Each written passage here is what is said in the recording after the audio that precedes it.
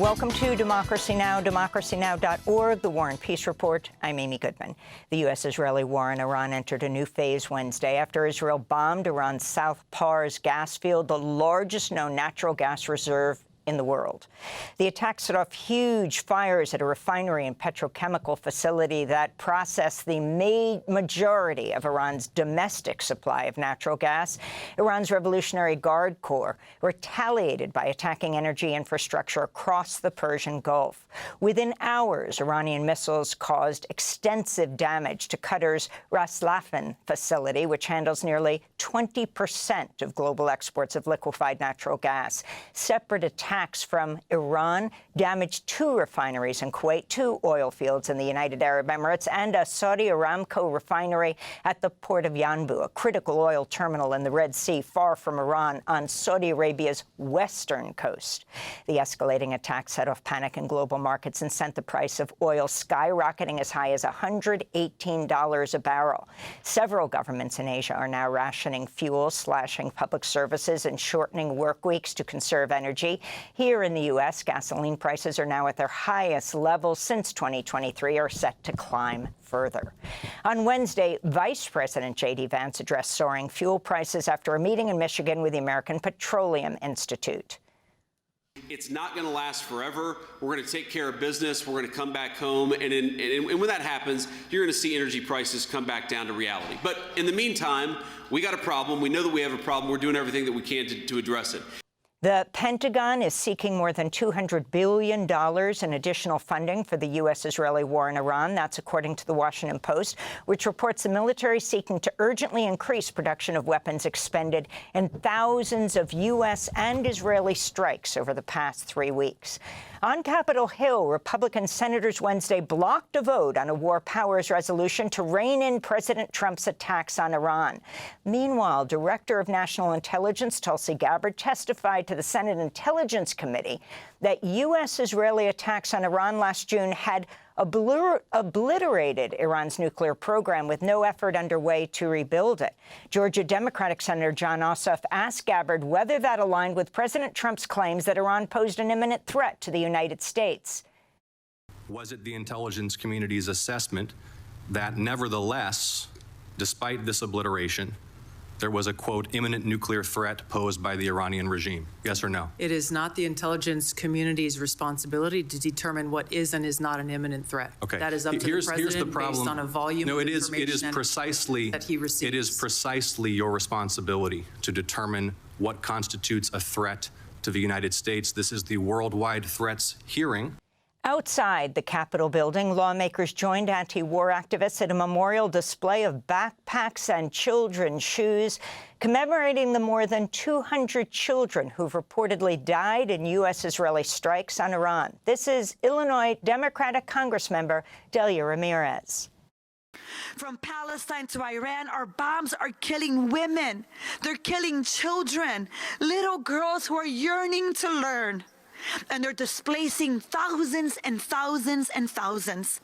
Because from Cuba to Lebanon, our governments are violating U.S. and international law. Lebanon's health ministry says Israeli attacks have killed 45 people across Lebanon over the past 2 days, with over 1 million people forcibly displaced by Israel's assault. The UN Children's Fund, that's UNICEF, says Israeli attacks are killing or wounding 30 children in Lebanon a day, the equivalent of an entire classroom. On Wednesday, Israeli Defense Minister Israel Katz said his forces had destroyed 2 more bridges over Lebanon's Litani River, further cutting off southern Lebanon from the rest of the country. Meanwhile, Hezbollah fighters fired heavy barrages of rockets towards Israel.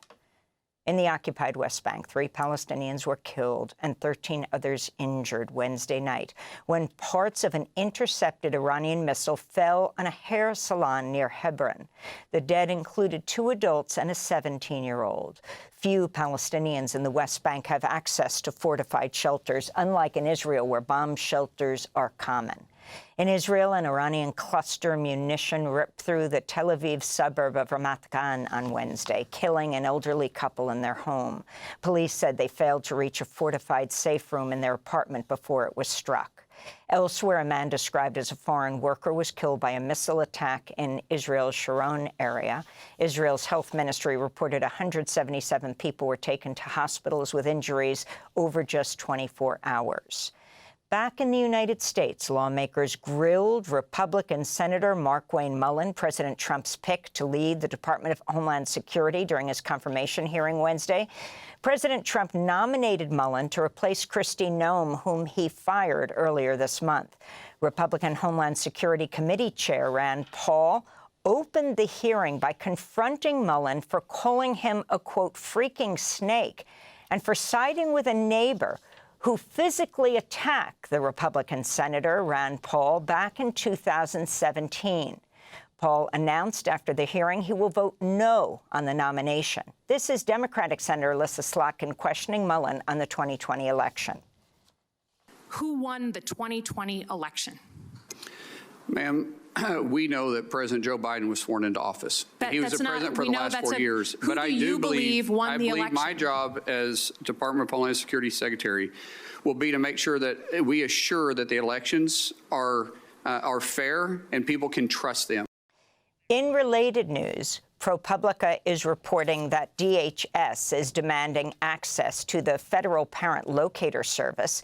It's a database holding the name, address, Social Security number, employer, and salary of every employed person in the U.S., plus sensitive information on children and domestic violence victims. The service is used by the government to find people who owe child support. Federal law explicitly bars DHS from using the database, but the Department of Health and Human Services is actively considering the request. CBS News is reporting the FBI and IRS are forming a joint initiative to investigate nonprofit organizations over suspected possible links to domestic terrorism. This comes after Attorney General Pam Bondi issued a memo last year ordering law enforcement agencies and federal prosecutors to compile a list of potential domestic terrorism organizations that promote, quote, extreme viewpoints on immigration, radical gender ideology, and anti-American sentiment, unquote. Democrats on the House Oversight Committee on Wednesday walked out of a closed-door briefing with Attorney General Pam Bondi and her deputy Todd Blanche on the Justice Department's handling of the Epstein files. According to Democrats, Bondi repeatedly declined to say whether she would comply with a subpoena requiring her to appear for a sworn deposition on April 14th.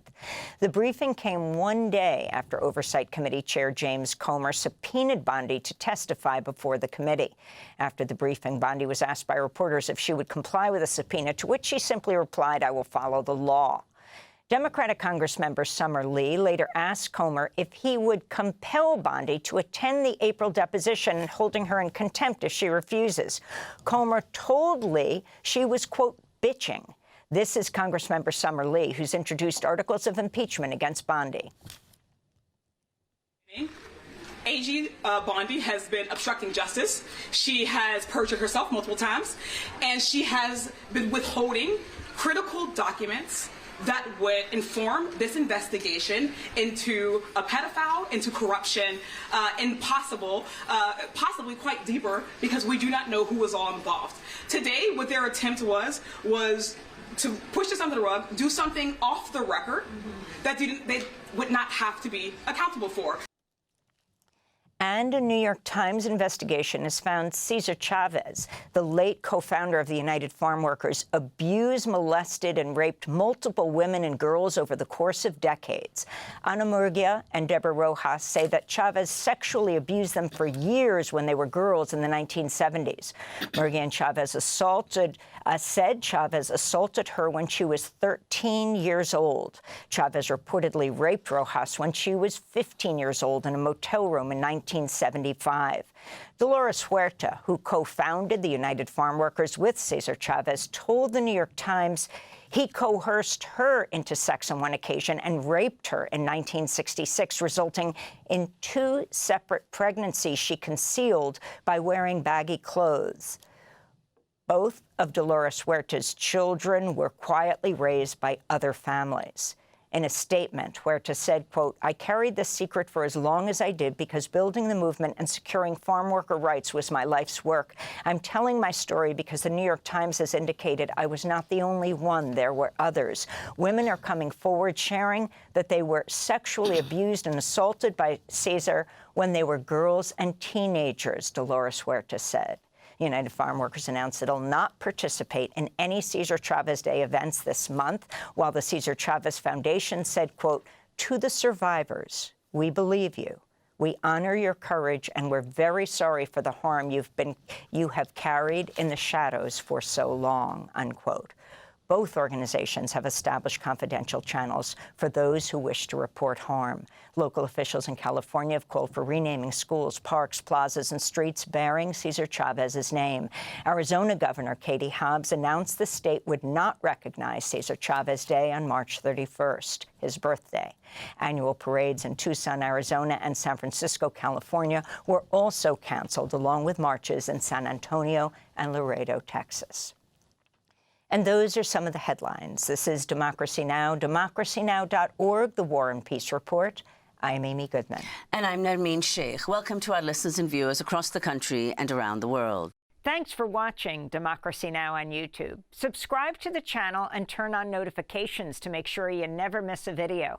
And for more of our audience-supported journalism, go to democracynow.org, where you can download our news app, sign up for our newsletter, subscribe to the daily podcast, and so much more.